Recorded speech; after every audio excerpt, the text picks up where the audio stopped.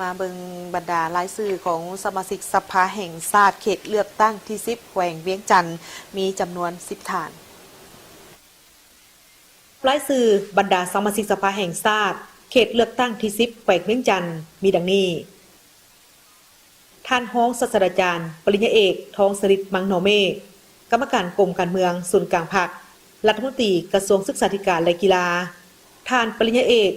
ภูธนุเพชรไสสมบัติกรรมการศูนย์กลางพรรคสมัยที่12เลขาคณะพรรคแขวงเวียงจันทน์ท่านอินทปัญญาเขียววงพระจันทร์รองเลขาคณะพรรครองหัวหน้าของว่าการสำนักงานประธานประเทศท่านสีทนแสงพระจันทร์กรรมการประจำพรรคแขวงเวียงจันทน์ท่านนางเพชรสมรสอนกรรมการประจำพรรคกระทรวงหัวหน้าศูนย์สถิติแห่งชาติกระทรวงการเงินท่านนางจันทครศรีอัมพรกรรมการประจำพรรคแขวงรองประธานสภาประชาชนแขวงเวียงจันทน์ประธานคณะกรรมการวัฒนธรรมสังคมและบรรดาเผ่าท่านนางวงเดือนวัตโส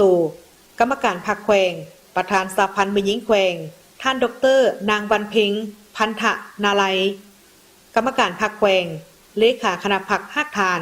หัวหน้าแผนกสาธารณสุขแขวงเวียงจันทน์ท่านศรีสวัยแก้วดาลวินกรรมการพรรคแขวงหัวหน้าแผนกแรงงานและสวัสดิการสังคมแขวงท่านพันโทบุญนำจันท้องศรีรองเลขาหน่วยพรรค